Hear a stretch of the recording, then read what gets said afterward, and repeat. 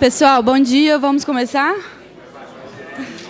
Meu nome é Vitória Almeida, sou aluna de Economia da Boston University.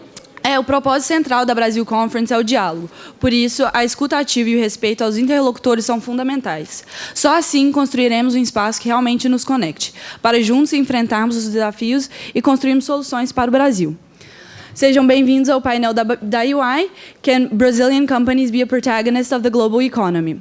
Gostaria de convidar agora o palco o nosso moderador, o CEO da UI Brasil, Luiz Sérgio Vieira. Luiz já está com a UI há 24 anos e liderou a prática internacional de Tax Services, ajudando empresas brasileiras a investirem nos Estados Unidos e multinacionais no Brasil. Além disso, dedicou boa parte da sua carreira ao tema de hoje, consultoria tributária internacional.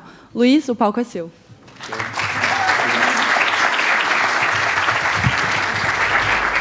Obrigado, Vitória. Um bom dia a todos. Primeiro, eu queria agradecer aqui o honroso convite dos alunos do MIT de Harvard. Nós da UI, Ernst Young, agora é UI, estamos muito felizes em poder apoiar um evento que fomenta o debate de ideias conectado com o futuro e com a construção do mundo de negócios melhor. Eu também tenho a felicidade de ter hoje aqui nesse painel comigo ilustres convidados, que eu já vou passar a chamar, de empresas que estão nessa jornada do protagonismo global, em diferentes estágios, de diferentes setores. Então, acho que nós vamos ter um rico debate hoje. Eu quero chamar ao palco o Maurício Minas, que é o vice-presidente executivo do Bradesco.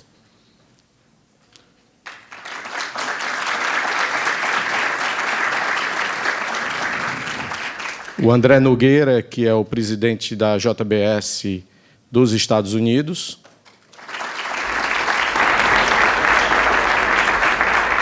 E o Eduardo Orívio, que é o fundador do Grupo Trigo, que tem no Brasil as marcas Spoleto, Domino's Pizza e Cone Store.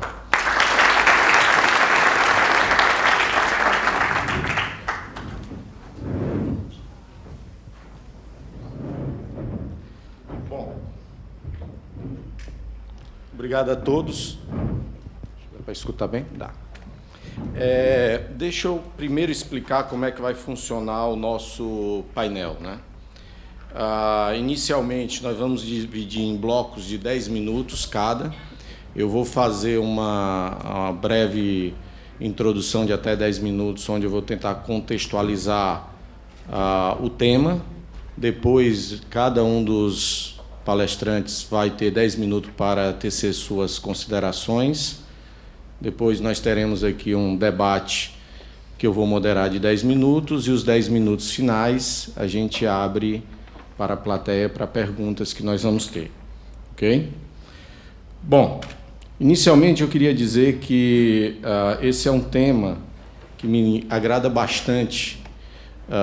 Primeiro porque a UI é uma empresa global, nós estamos presentes em mais de 160 países, então nós vivenciamos os benefícios que a gente vai falar aqui de ser uma empresa global, de ser internacional e, particularmente, eu vivenciei isso ao longo da minha carreira. Depois, porque também nós atuamos muito com os serviços de consultoria e auditoria, ajudando os nossos clientes nessa etapa da internacionalização. No caso, as empresas brasileiras, a gente tem atuado e ajudado desde o momento inicial, quando se pensa em internacionalizar, né, ajudar na estratégia, na identificação de mercados, de parceiros, e depois na implementação e no pós-implementação da internacionalização, sempre olhando por todos os prismas que essa decisão envolve, financeiro, contábil, tributário, gestão de pessoas. Então, realmente, esse é um tópico que me agrada bastante. Eu acho que, talvez, para a gente começar pensando nessa provocação da pergunta, né, sobre o protagonismo das empresas brasileiras, seria interessante entender o porquê internacionalizar. Quais são as vantagens da internacionalização? Eu vou citar aqui algumas dessas vantagens, que eu acho que vai ajudar depois aos painelistas, na prática, compartilhar a experiência deles sobre o tema. O primeiro assunto, a primeira vantagem que sempre surge nas pesquisas que são feitas sobre a internacionalização das empresas, é a questão de diminuir a dependência do mercado doméstico, do mercado interno. No caso, reduzir também o risco país. Não é à toa que, em 2015, onde nós tivemos uma redução, né, da nossa economia, houve um aumento significativo, 78% das empresas brasileiras multinacionais expandiram o seu footprint, a sua presença internacional. Então, diante de um cenário de contração no Brasil, as empresas aumentaram a sua presença internacional. Depois, um grande benefício, às vezes ele não é notado num primeiro momento, ou não é pensado, mas depois ele é incorporado, e aqui eu acho que vocês vão ter a oportunidade de ouvir na prática como, é a questão do aumento da competitividade das empresas brasileiras, quando elas se lançam a esse processo de internacionalização. Mesmo para os líderes locais, no nosso mercado brasileiro, a internacionalização tem gerado um grande aumento de competitividade.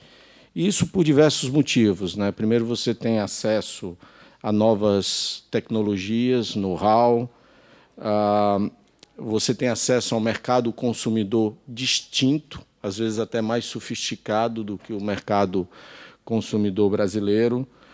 Você se expõe num ambiente onde tem diferentes competidores, alguns insurgentes, outros incumbentes, né? E na necessidade de você prevalecer naquele mercado, isso vai exigir essa melhoria constante. Permite também novas alianças e a busca de novos parceiros, a maior atração e retenção de talentos. Então, o fato da empresa se internacionalizar e permitir e ter essa possibilidade de uma carreira internacional é um fator de atração de talentos, né? Talentos, alguns que vão ficar no exterior, outros depois retornam ou vêm para o Brasil, e isso tudo gera uma melhoria contínua. E aumento de escala também é algo, obviamente, muito importante. E, por fim, sem querer ser, né, para a gente não precisar ser exaustivo aqui, tem um outro fator para algumas empresas, que é também, ao internacionalizar e fazer o seu investimento em outro país, dependendo do país que você está fazendo esse investimento, você passa a ter acesso a uma extensão maior de acordos bilaterais e multilaterais de comércio, até porque o Brasil não é um país que tem uma extensa rede de acordos comerciais. Então, você passa a ter também essa possibilidade. Bom, mas se é tantas vantagens, eu acho que a pergunta é por que, apesar de bons exemplos que nós temos, o Brasil ainda está aquém do seu potencial em termos de internacionalização.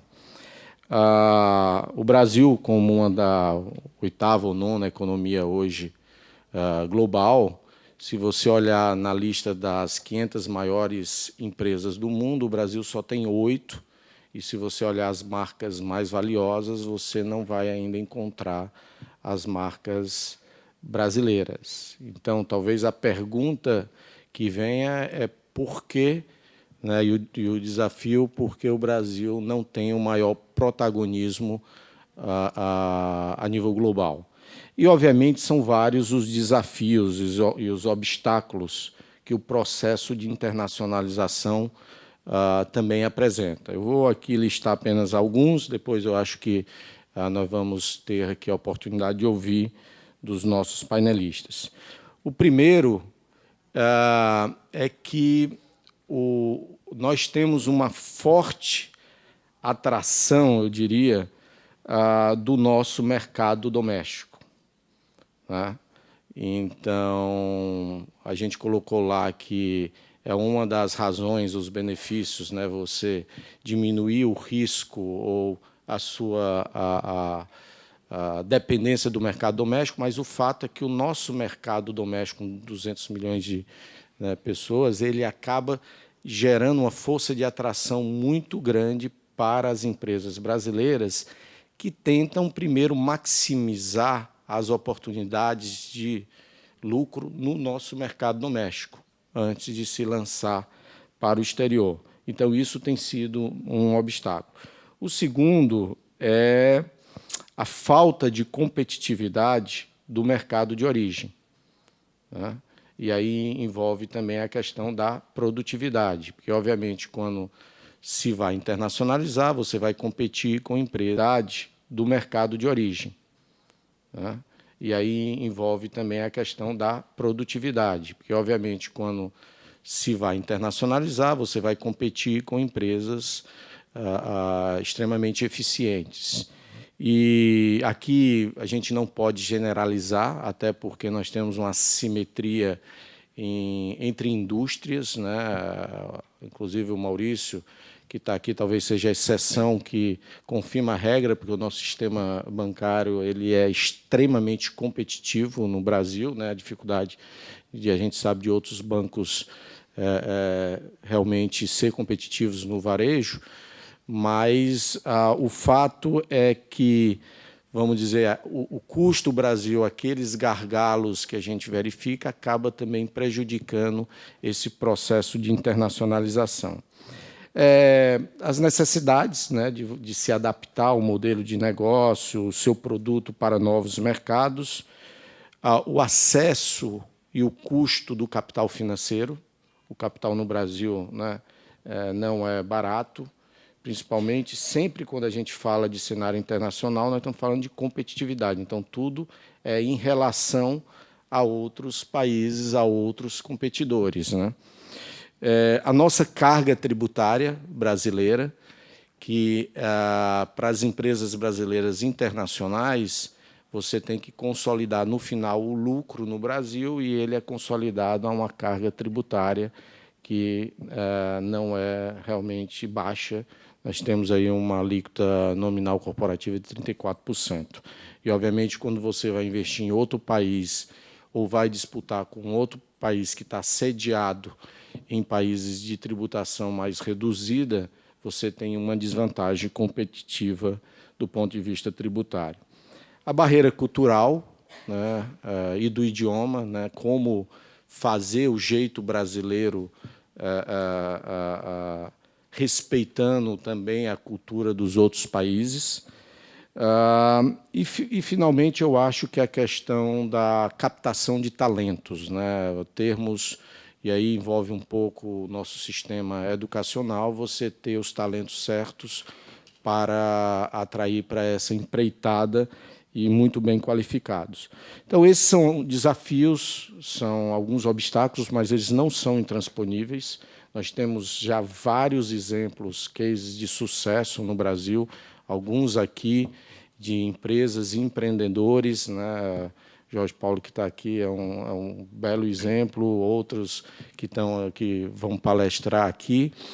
E, embora é muito importante, do ponto de vista estrutural, né, que o país, né, as nossas instituições ajudem, né, nesse processo de competitividade, também não é o bastante. Eu acho que, antes de tudo, nós precisamos que os nossos empreendedores, que são extremamente criativos,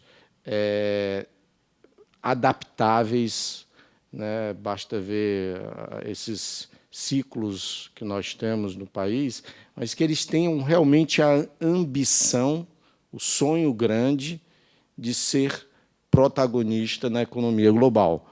Então, acho que esse é o ponto inicial de partida para essa empreitada, que ela apresenta, sim, alguns desafios, riscos, mas, como nós falamos inicialmente, traz grandes benefícios.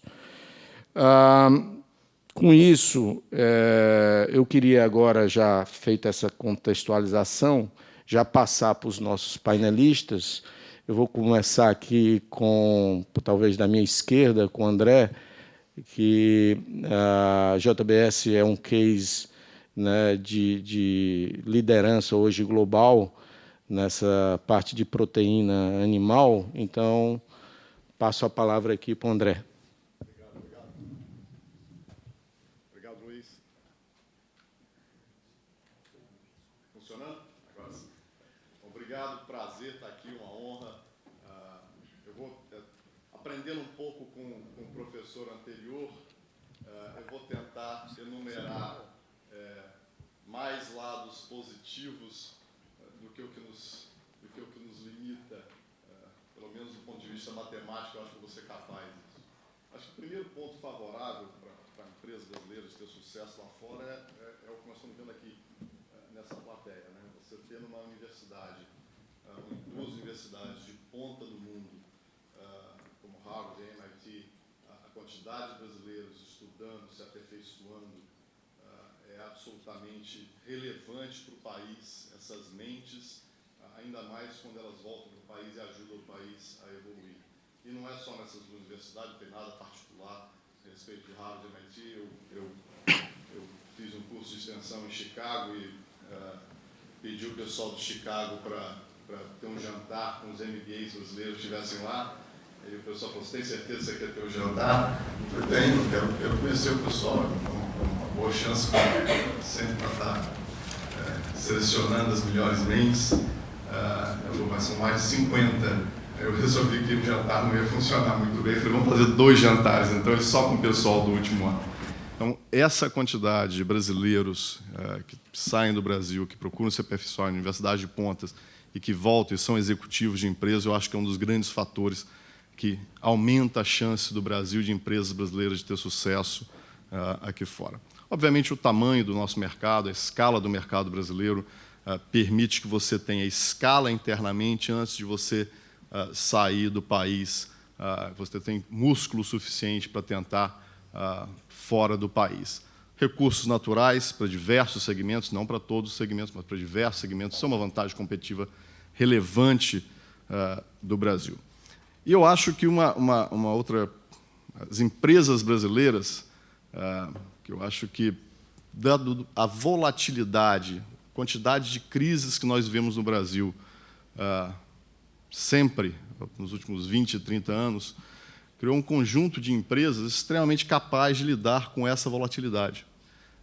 E que eu acho que isso é uma vantagem competitiva. É a cabeça do executivo brasileiro, a cabeça das empresas brasileiras, elas lidam bem com volatilidade de mercado. Eu vou dar um exemplo em relação a isso que nos ajudou muito, essa cabeça nossa de que as crises vêm e vão e você precisa se preparar para enfrentá-las e não ficar reclamando que elas estão lá. Nós, em 2009, compramos aqui nos Estados Unidos uma empresa de frango. Era o pior momento do mercado americano nos últimos 30 anos no setor de frango. Nós investimos quase $1 bilhão, compramos uma empresa que era a segunda empresa americana de frango, com 20% do mercado. Por que foi possível comprar aquela empresa por aquele valor naquele momento? Porque na cabeça do americano aquela crise era para sempre. Ele não imaginava que aquilo era um negócio... Como tem muito pouca crise, como a coisa é muito estável, quando vem uma crise, se reage como se aquilo fosse para sempre. Nós compramos essa empresa, entendemos que, do ponto de vista estrutural, a competitividade dos Estados Unidos era muito boa, que não tinha motivo, além de uma coisa da conjuntura daquele momento, para aquilo se perpetuar. Nós fizemos aquele investimento de $1 bilhão, obviamente melhoramos muito a gestão da empresa, usando muito do que eu falei das qualidades dos executivos brasileiros, combinado com a qualidade dos executivos americanos, e essa empresa deu um retorno para a gente acima de 7 bilhões. Então, investimos $1 bilhão, esse teve um retorno acima de 7 bilhões, porque 2, 3 anos depois o mercado voltou a ser positivo, e todo aquele cenário que, para a cabeça dos empresários americanos naquele momento, era para estar para sempre, obviamente era só conjuntural. falando um pouco do outro lado da história. Obviamente, você tocou em algumas coisas. Custo de capital é um desafio para a empresa que está dentro do Brasil, muito melhor do que foi no passado. Quando eu estava em banco no Brasil, há 15 anos atrás, 16 anos atrás, a lista de empresas brasileiras que acessavam o mercado de capital mundial era muito limitada. Inclusive, bancos, eram poucos os bancos que acessavam. Eu lembro do meu banco, quando a gente foi fazer a emissão de um bonde, como aquilo era um big deal, fazer a emissão de um bonde de 500 milhões de dólares e conseguiu a fantástica taxa de 9% ou 10%. Isso é 15 anos atrás. Hoje, a lista de empresas brasileiras que consegue acessar o mercado de capitais, o custo é muito melhor. Nós estamos competitivos? Obviamente não. O Brasil tem problemas estruturais que tem que se resolver do ponto de vista de acesso ao capital e ao custo desse capital. Mas está melhor do que era. Estrutura tributária, essa não dá para dizer que está melhor, e não é só tamanho de carga tributária, é a complicação dessa carga tributária, que efetivamente é um tremendo limitador. Obviamente, também serve como proteção de mercado para o Brasil, porque as empresas estrangeiras, quando olham a estrutura tributária brasileira, eles ficam assustados de entrar lá. Então, é um fator limitador para a entrada no mercado brasileiro, mas certamente uma tremenda desvantagem para as empresas brasileiras. Eu tenho aqui, eu sou responsável pela operação da JBS na América do Norte e pela operação da JBS na Ásia, Austrália e Nova Zelândia. Nosso negócio aqui fora, da minha parte, que eu sou responsável, é um negócio de 35 bilhões de dólares. Nós empregamos 90 mil pessoas e eu tenho 3 ou 4 pessoas para cuidar da minha parte tributária. Eu tenho 3 advogados. E falo que os Estados Unidos é um país que tem muita litígios. No Brasil, nós temos mais de 90 advogados. Nós devemos ter umas 30 pessoas para lidar com parte tributária, para te dar uma dimensão da diferença, o que precisamos avançar do ponto de vista de simplificar as coisas. Mas eu vou traduzir, na minha perspectiva, que hoje é o grande desafio para nós no Brasil, embora eu esteja aqui nos Estados Unidos há mais de 10 anos. Acho que no século XVIII teve um naturalista, eu acho que é francês, se eu não me engano, que ele cunhou uma expressão que é: ou o Brasil acaba com a formiga saúva ou a saúva acaba com o Brasil. A boa notícia hoje é que a saúva não deve estar na lista dos top 10 dos nossos problemas. Evoluímos, a saúva não é um problema tão relevante. A minha geração, quando estava na faculdade, década de 80, o grande desafio era a inflação.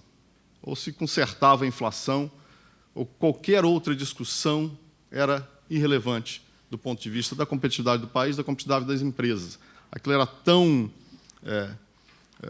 mais relevante em tudo que você tinha que colocar todas as maiores mentes brilhantes para resolver o problema de inflação do Brasil. Isso foi feito, isso foi resolvido com um conjunto de pessoas que vieram aqui de fora, que estudaram aqui fora e que ajudaram a resolver esse mega problema, que quase que ele voltou mais recentemente, mas certamente não é na proporção. Vocês hoje na faculdade, os economistas, o pessoal de mestrado, não fica discutindo inflação, inflação, inflação, como era a discussão da minha época. Só se falava sobre inflação, todo o restante não era relevante. Na minha perspectiva, eu acho que a estrutura política e o modelo político do Brasil hoje é a nova saúva, é a nova inflação. Ou a gente consegue arrumar esse negócio, ou fica muito difícil para o país e para as empresas brasileiras terem sucesso. Nós temos potenciais enormes. E nesse aspecto do modelo político, eu acho que a gente não evoluiu nos últimos 15 anos. Eu acho que a gente teve um retrocesso sério e que hoje chega um momento que nós precisamos das mentes mais brilhantes contribuam para resolver essa situação. Nós precisamos evoluir nisso. Sem essa evolução, eu vou citar um exemplo, Luiz, se você me permite, claro, que é uma consequência simples e direta. Nos Estados Unidos, o chefe maior do sistema de inspeção sanitária é um sujeito chamado Alan Manza, que é um americano de origem mexicana, 40 anos de carreira no sistema de inspeção sanitária dos Estados Unidos. Ele é o chefe da inspeção, portanto, ele é o segundo cara do USDA aqui, que seria a Secretaria de Agricultura americana. É o segundo nome. Ele foi colocado nessa posição depois de toda uma carreira na inspeção sanitária, no governo da Hillary, passou pelo governo do Obama, e está sendo convidado para continuar no governo do Trump. Você não pode imaginar uma mudança política mais radical de Obama para Trump. E o segundo cara no governo está sendo chamado para ficar lá, porque o que ele faz é absolutamente técnico. Não tem nada a ver com política e não deveria se envolver com política. No Brasil, até o superintendente local de inspeção tem que ser selecionado por político. Não tem chance de dar certo. Não tem chance de dar certo. Isso é uma consequência clara. Outra consequência, as normas mal feitas, mal interpretadas. Os Estados Unidos, as nossas plantas aqui, têm 130 normas que nós temos que seguir. 130. No Brasil, os mesmos tipos de planta têm mais de 1.000 normas. Normas feitas em 1950, completamente ultrapassadas, irrelevantes, e que abrem um mundo de possibilidades para interpretação ruim.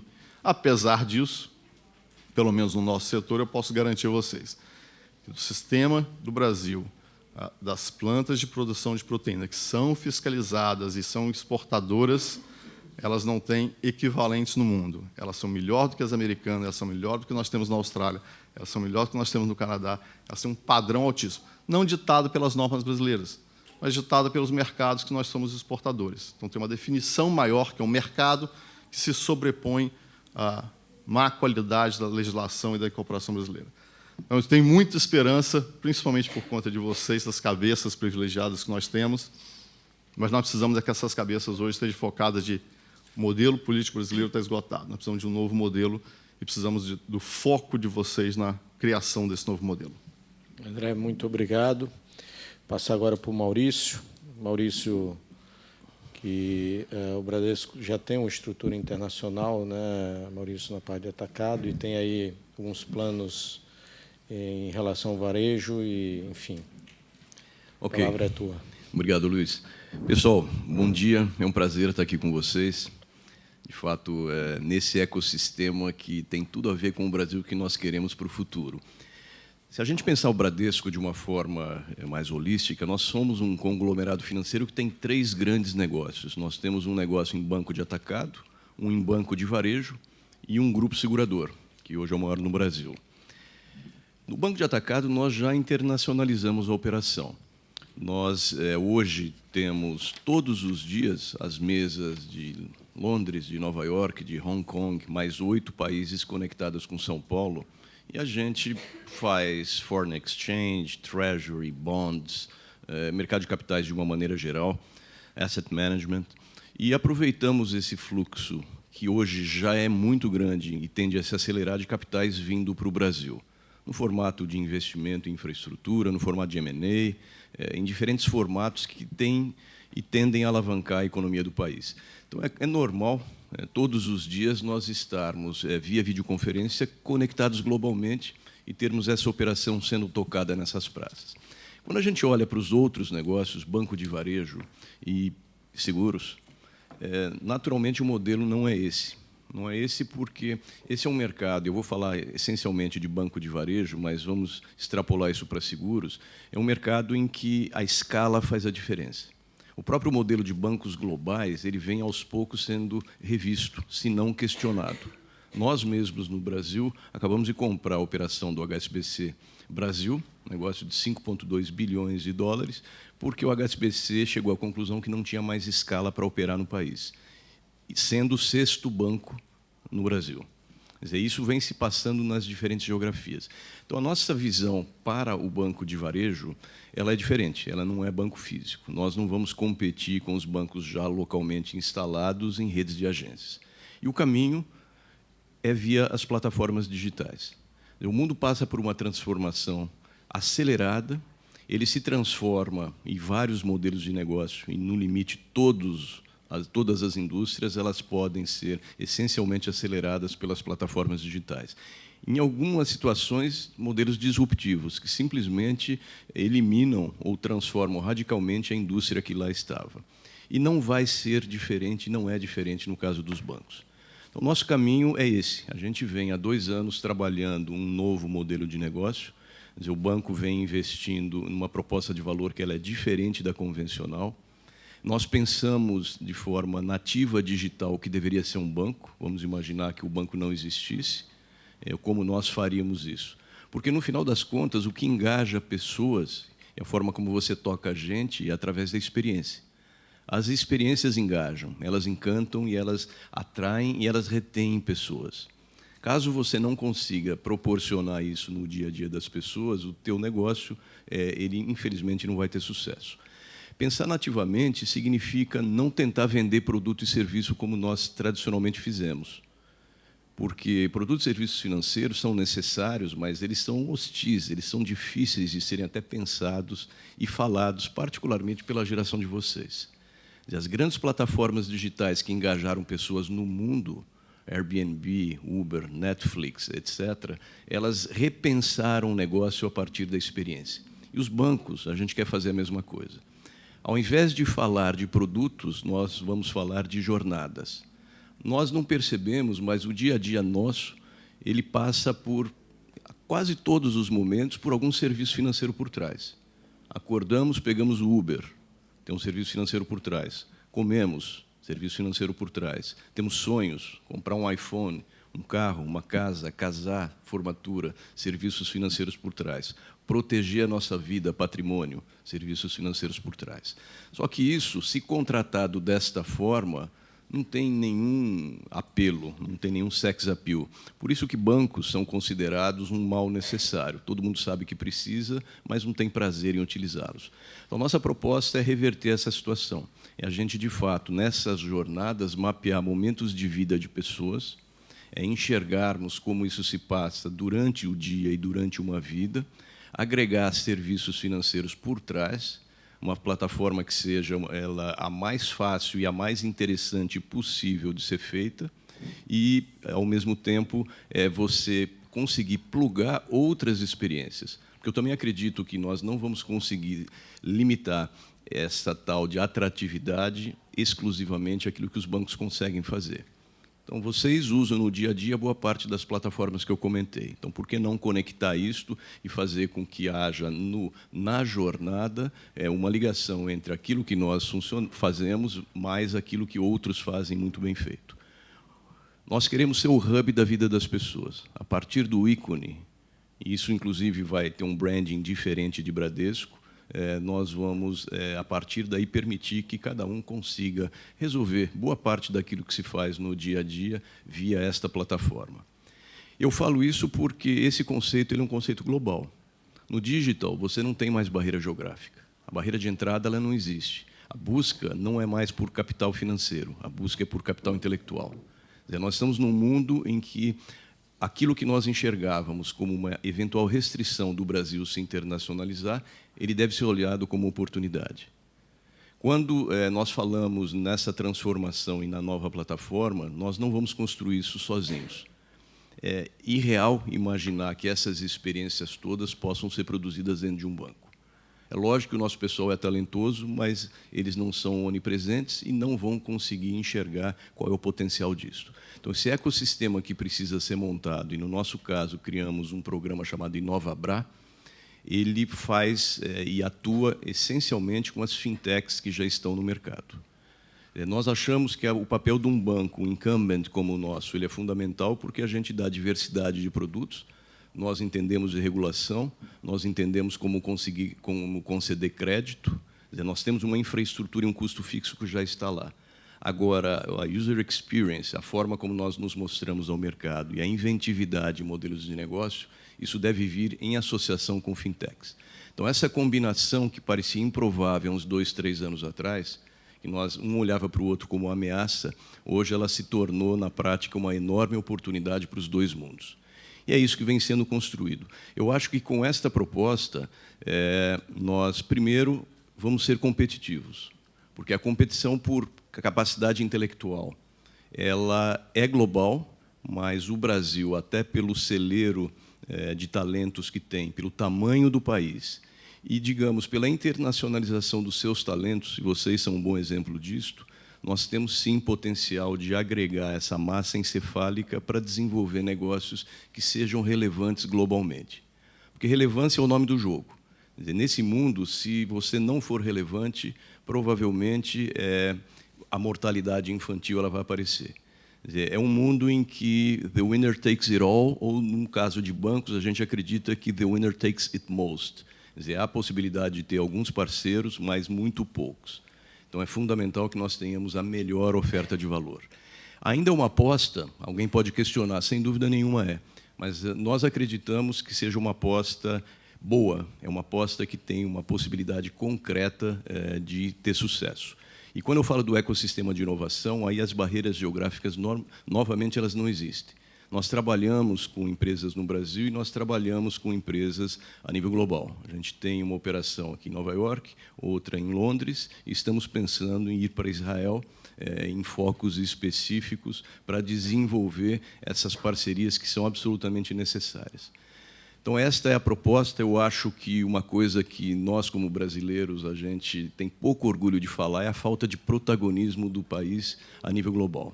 Quer dizer, nos falta a essência do capitalismo, é a vontade do querer e fazer e sermos relevantes. Eu olho aqui para o Jorge Paulo, ele é um exemplo fantástico daquilo que pode ser feito. Do meu lado, o JBS, o André comentou sobre onde nós estamos. Agora, eu acho que a oportunidade de nós evoluirmos esse mundo digital, ela é maior do que no mundo físico. O tempo é agora e nós precisamos, aí, num regime de colaboração, de fato, conseguir dar mais esse passo e colocar o Brasil a nível global. Obrigado. Obrigado, Maurício. Passar aqui agora a palavra para o Eduardo. O Eduardo antes me contava a história, né? Eduardo, tem muitos aprendizados, né, nesse processo. Vocês que têm um negócio de franquia, que começaram internacionalizando com franquia, conta um pouco aí para a gente essas lições e aprendizados. Bom, primeiro, é uma honra estar aqui, é incrível, simplesmente um sonho se realizando, né? Pela segunda vez consecutiva, eu estive aqui ano passado também. Mas acho que a internacionalização começa primeiro dentro da gente, né? É tão simples quanto isso. A gente, desde o início, a gente sempre acreditou que ninguém era melhor do que ninguém. Então, se as marcas de fora podiam vir para dentro, por que não nossas marcas daqui podem vir para fora? Então, a gente sempre pensou assim, desde o início. Para vocês terem uma ideia, quando a gente, em 2000, a gente estava tecnicamente quebrado, né? Cortava a conta de luz da minha casa, e, ao mesmo tempo, a gente depositou a marca aqui nos Estados Unidos, que era uma fortuna, sei lá, 3, 4 mil dólares, e para a gente era muito dinheiro. E, mesmo assim, a gente depositou porque a gente acreditava que era possível, né? Em 2000, a gente fez, na verdade, a nossa primeira internacionalização, que foi quando a gente foi para São Paulo, né? São Paulo, para quem é do Rio, é um outro país, né? Então, aceita nosso dinheiro, graças a Deus, não precisa de passaporte e fala a nossa língua. Então, foi a primeira internacionalização nossa e, de fato, foi um grande aprendizado para a gente. Em 2004, a gente fez uma transação que foi, de fato, o início da nossa internacionalização fase 2, foi quando a gente fez uma parceria com a Alsea, que é o maior operador de food service da América Latina, onde eles tinham a Domino's no Brasil, e a Domino's eles eram o terceiro gestor, estavam tomando um calor muito grande, e a gente fez uma coisa. A gente assume a Domino's no Brasil e vocês levam os espoletos para o México. E para a gente foi muito bom, porque a gente falou, vamos entrar no México, o melhor operador de lá, o maior de todos, e, ao mesmo tempo, a gente vai aprender com a Domino's, que se a gente mandar bem dentro da Domino's, a gente vai participar de uma network de operadores de food service do mundo, que depois a gente pode, através da Domino's, multiplicar o espoleto, né? Então, esse foi o pensamento estratégico na época. Com isso, a gente abriu no México, logo depois a gente abriu na Espanha, e sempre um modelo de franquia, né? Hoje, no Brasil, a gente vai fechar esse ano com mais ou menos um pouco mais de 700 restaurantes, entre espoleto, Domino's e Cone. E a gente, naquele momento, a gente tinha acho que uns 70 restaurantes, uma coisa assim.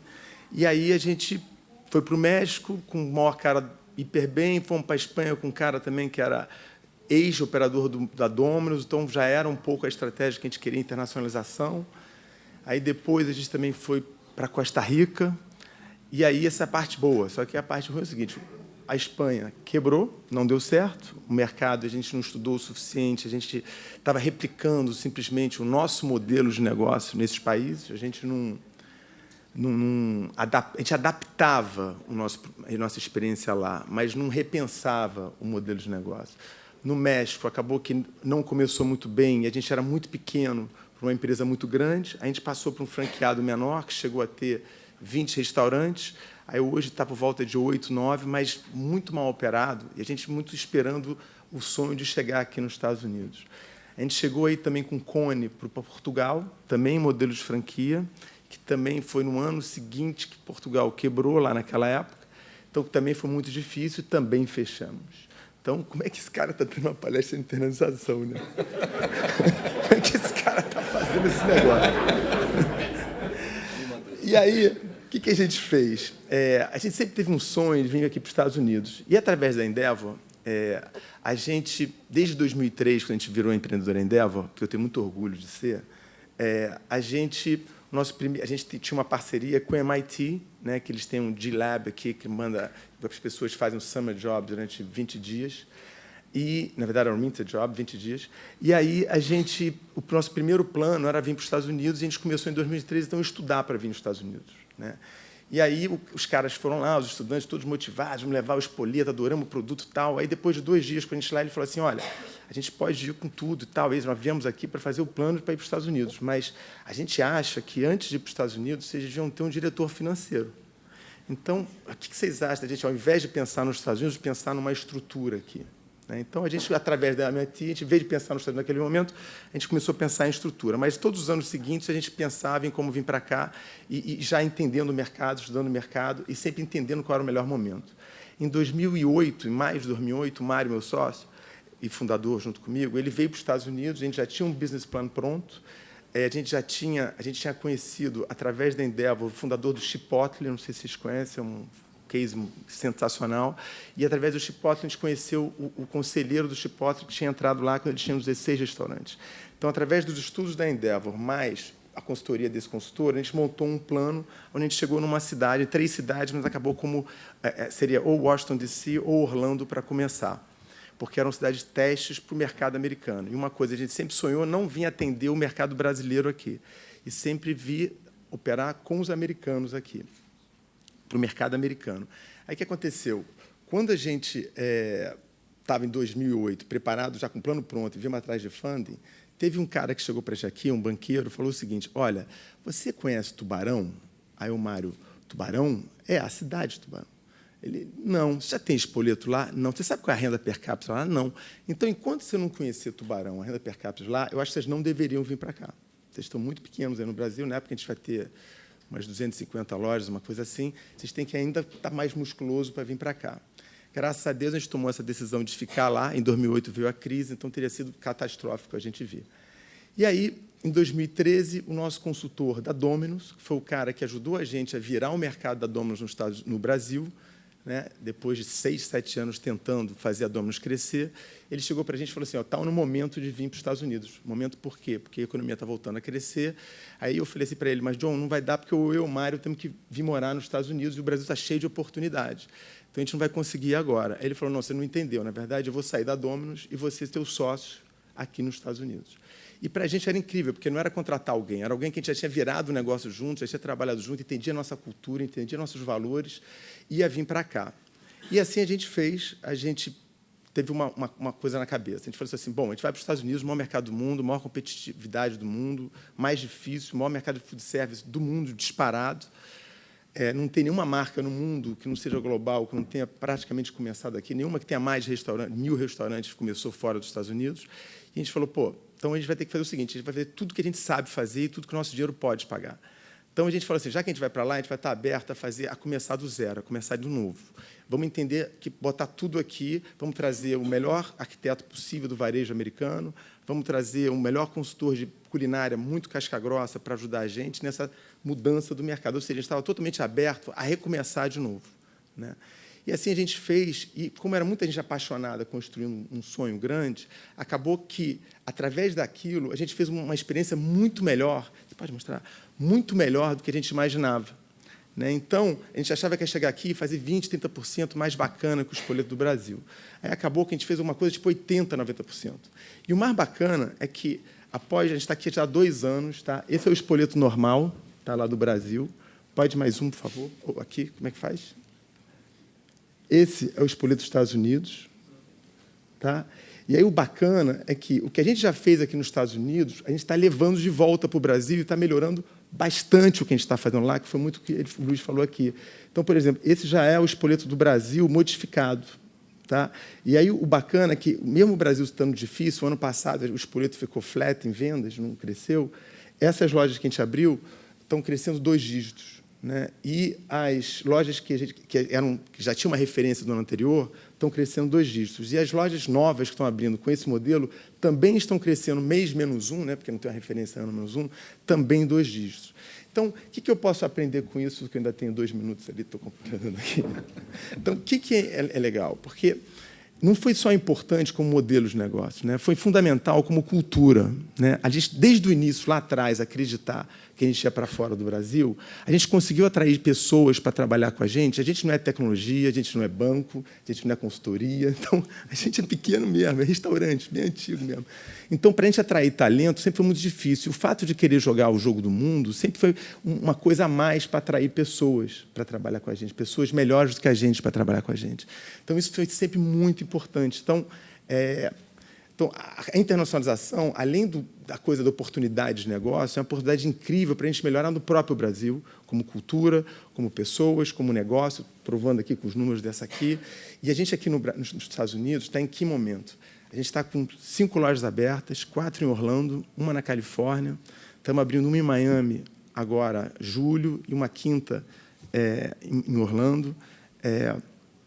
E, na percepção do cliente, que para mim é o mais importante, existem vários Yelps da vida, né? Não sei como é que se traduz isso, mas é onde as pessoas dão lá a opinião, né, sobre a marca, a experiência. E nos nossos benchmarks, do que a gente acredita que vai ser o futuro das grandes marcas americanas, que é o fast casual 2ª geração, né, que seria... essas marcas estão todas entre 10 e 40 restaurantes, não tem ninguém muito maior, talvez o Shake Shack está com uns 60, 70, mas não tem ninguém mais de 100 restaurantes ainda do que a gente acredita que vai ser esse futuro da alimentação americana. E todos eles, os que a gente admira muito, entre 4 e 4,5 estrelas no Yelp, no Google, nessas coisas todas. E a gente também está entre 4 e 4,5 estrelas na percepção do cliente. Né? Então, isso é muito bacana. Quer dizer, é uma questão de tempo, muito investimento. A gente já investiu $8,5 milhões aqui, o que, para a gente, é mais do que uma fortuna, é muito dinheiro. Ainda vamos ter que investir até o final do ano mais 2 milhões, mas a boa notícia é que, até o final do ano, se tudo der certo, em dezembro, a gente entra já em break-even aqui, nível overhead, porque aí o negócio, no ano que vem, começa a crescer. Muito mais ainda e ganhando algum dinheirinho, se Deus quiser. Obrigado, gente. 10 minutos e 14 segundos.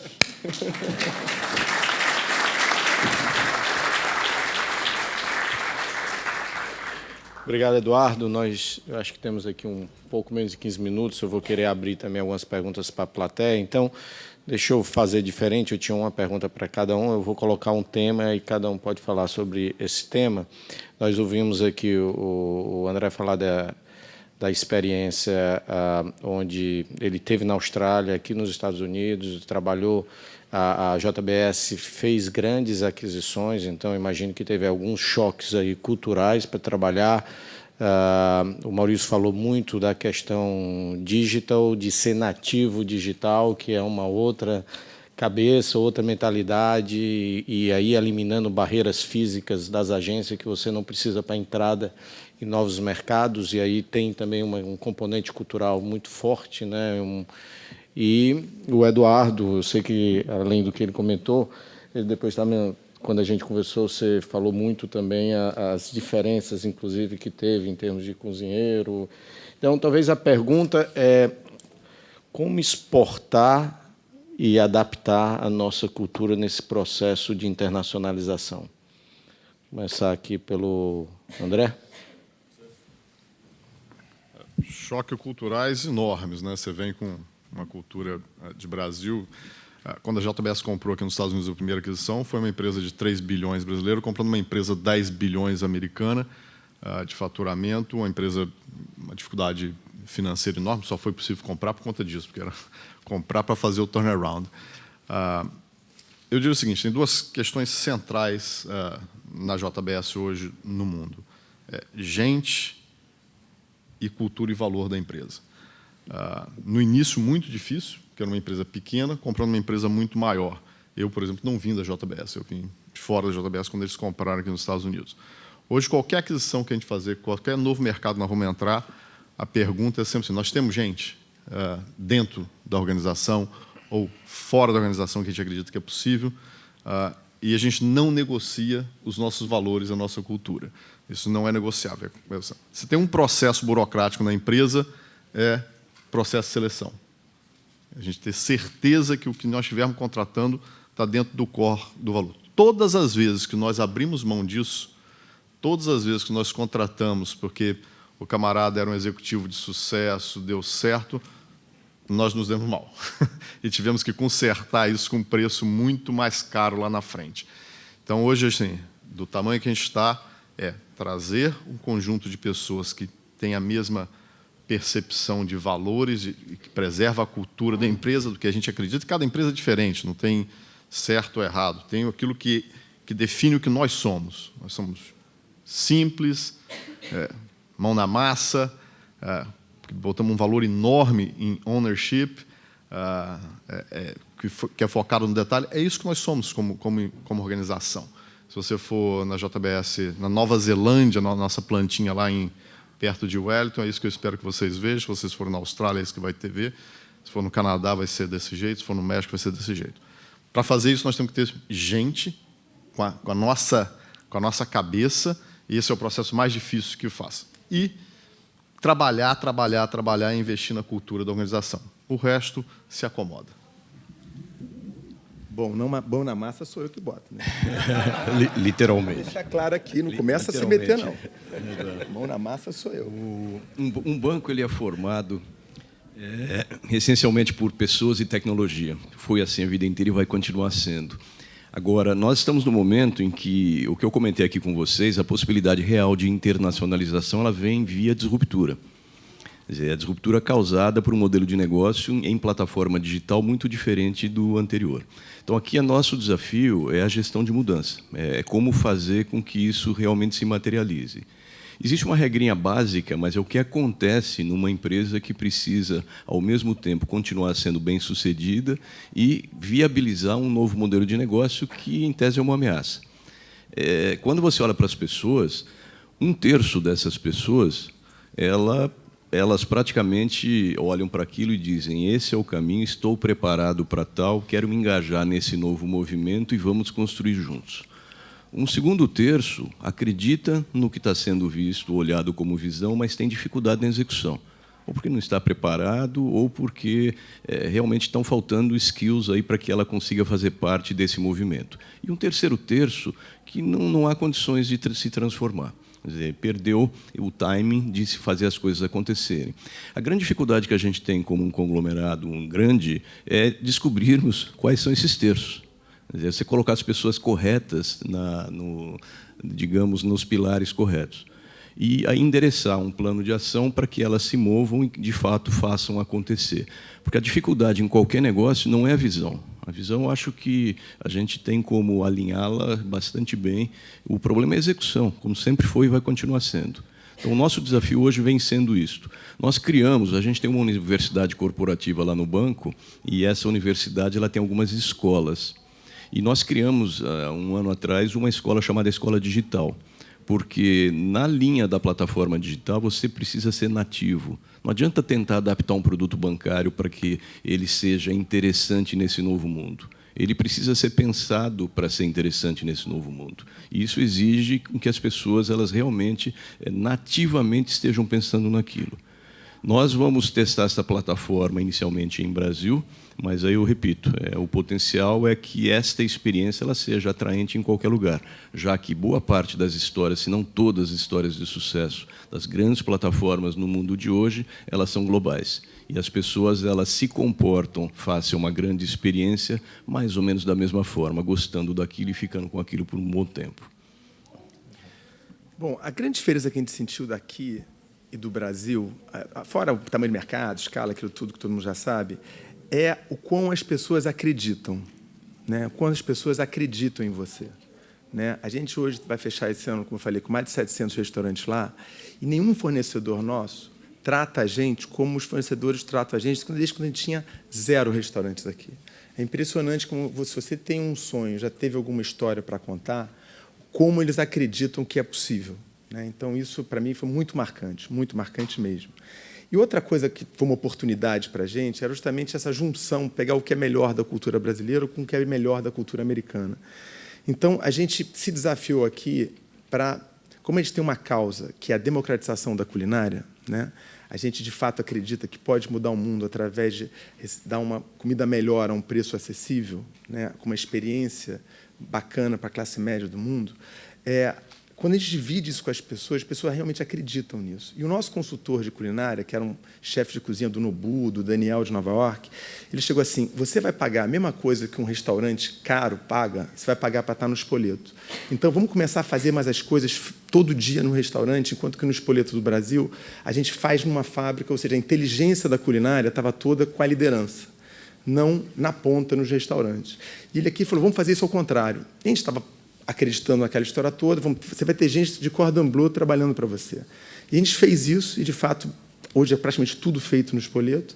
E, quando começou, era uma experiência totalmente nova para a gente, né? Porque a gente nunca tinha trabalhado com essa nova marca do Spoleto, essa nova experiência do Spoleto. E o resultado é que a gente perdia $25 mil por mês em cada restaurante, nos 2 primeiros. E a gente falou: para tudo, vamos aprender como é que faz isso antes de seguir. E aí, como a gente é muito arregado nessa coisa da nossa causa, e quando a gente mostrava, se vocês entrarem no Yelp, vocês vão ver a foto que os clientes tiram dos nossos pratos. Quando eu pegava aquelas fotos de clientes e mostrava para as pessoas: quanto é que você acha que paga para isso? Quanto é que você acha que paga para aquilo? As pessoas: $14, $15, $20, 22, 25. A gente tem burrata, tem azeite de trufa, tem opções de coisa que não existe no fast casual. E aí a gente falou: pô, e o nosso preço era $8, né? E a gente queria, ao mesmo tempo, não sair, porque a gente não queria perder a causa. Então, olha que loucura. A causa fez a gente mudar a nossa maneira de pensar operacionalmente do nosso negócio. A gente entendeu o seguinte: o Spoleto era uma cozinha e que a gente, em vez de ter um gestor de números, de processos, de líder, uma liderança de formação de gente, não, a gente tinha que ter um chefe de cozinha apaixonado por comida, em fazer comida, e a gente ia ensinar esse cara os números, né? Que seria uma mudança radical do nosso negócio.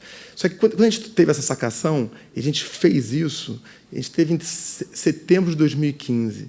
Em janeiro de 2015, a gente já estava positivo nos 2 restaurantes, né? E foi uma loucura isso, transformacional na nossa cultura, porque a gente realmente entendeu que agora a culinária tem que estar em todos os restaurantes, não mais nos nossos, só na nossa liderança. E isso fez com que a gente mudasse também o Brasil, né? E uma das marcas nossas, Cone, a gente estava tendo um problema muito difícil, Cone de crescimento, de ano -1, onde a gente falou: vamos fazer o seguinte, vamos fazer esse mesmo piloto lá, vamos dar mais conhecimento na ponta, vamos melhorar o cardápio, vamos fazer uma história mais sofisticada, mas mantendo o mesmo preço, e vamos ver o que acontece. A gente também fez isso no Cone, abrimos há 3 meses atrás e também está com 2 dígitos de crescimento nas 3 lojas que a gente está pilotando. Ou seja, essa mudança cultural, que não só a internacionalização, como você ser exposto a uma concorrência onde existem causas, os valores realmente no dia a dia das pessoas, da classe média, como ela já passou de situações de sobrevivência que o Brasil tem, você aprende muito mais com isso, entendeu? Então, para a gente, isso faz diferença muito grande, fez toda a diferença, e a gente está em plena revolução do Grupo Trigo como um todo, nessa descoberta da causa. E aí foi uma coisa muito interessante, porque teve um dado momento, porque o que nos trouxe até aqui foi o foco em pessoas, né? E a gente falou: por que é mais importante, a causa da democratização de culinária ou o foco em pessoas, né? E a gente, como é uma franquia, e franquia você é um líder horizontal, né? Você não é um líder de cima para baixo. Então, você está o tempo todo no convencimento, né? E a gente ficava assim: como é que é a nossa... O que nós somos, afinal? E aí ficou muito claro para a gente. Nós cuidamos da nossa gente, e a nossa gente cuida da nossa causa. E, por um acaso, a gente faz restaurante com isso. Gente, muito obrigado. Pessoal, eu estou sendo aqui pressionado com o tempo, mas eu acho que a gente pode abrir para uma pergunta. A Carolina pode... Quem quiser fazer a pergunta, por favor, levante o braço. Alguém quer fazer alguma pergunta? Ali atrás.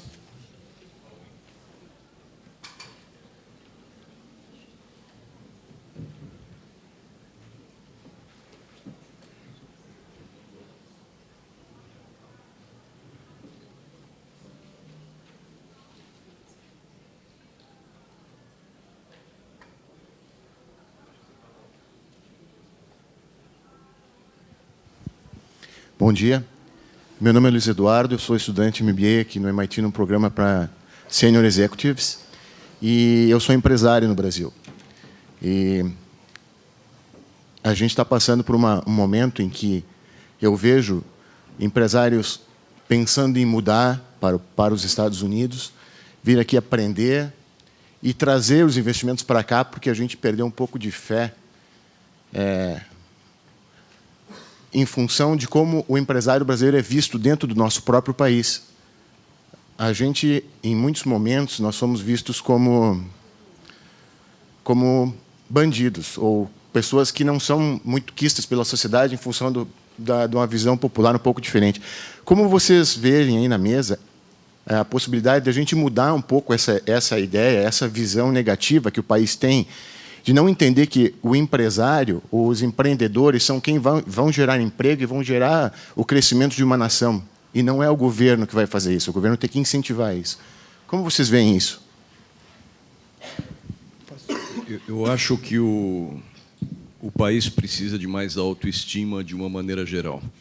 Eu acho que nós estamos num momento que é um turning point da vida brasileira, nós estamos numa virada de curva, e isso vem afetando negativamente porque o processo é traumático. A gente está no meio de uma jornada onde as instituições elas são fortes, mas isso afeta, de uma maneira geral, a sociedade brasileira.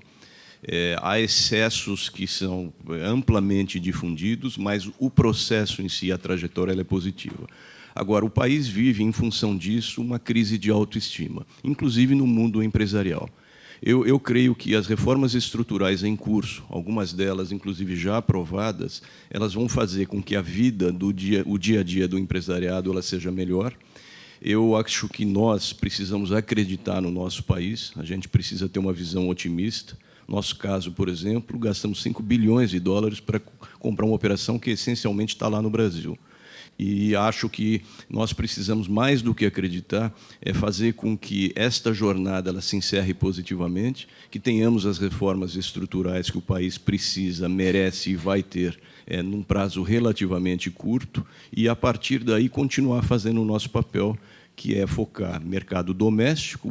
O Brasil é grande o suficiente para viabilizar qualquer negócio, mas, como foi debatido nesse painel, ter a ambição e ter a coragem de olharmos para o mundo como um todo. E aí sim termos as marcas relevantes e conseguirmos a visibilidade, o protagonismo que devemos ter, e não de atores de suporte. Obrigado, Maurício. Alguém quer complementar? Eu acho que isso está mudando um pouco. Tá? Eu acho que a própria Endeavor é um exemplo disso.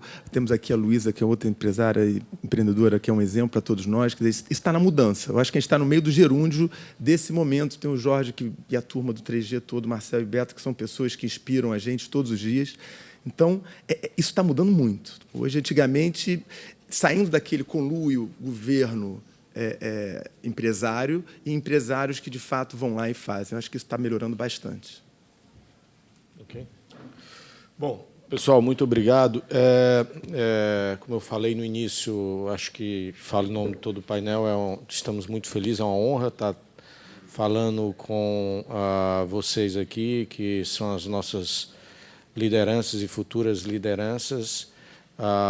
Eu acho que a gente falou também aqui de causa, de proposta, a importância disso, e o que pereniza, né, as instituições, a sua história, mas também a conexão com o futuro. Então, o que a gente está fazendo aqui, o que vocês estão fazendo, alunos, aqui realmente pereniza a academia, e a gente tem um grande orgulho de fazer parte hoje desse debate. Muito obrigado a todos.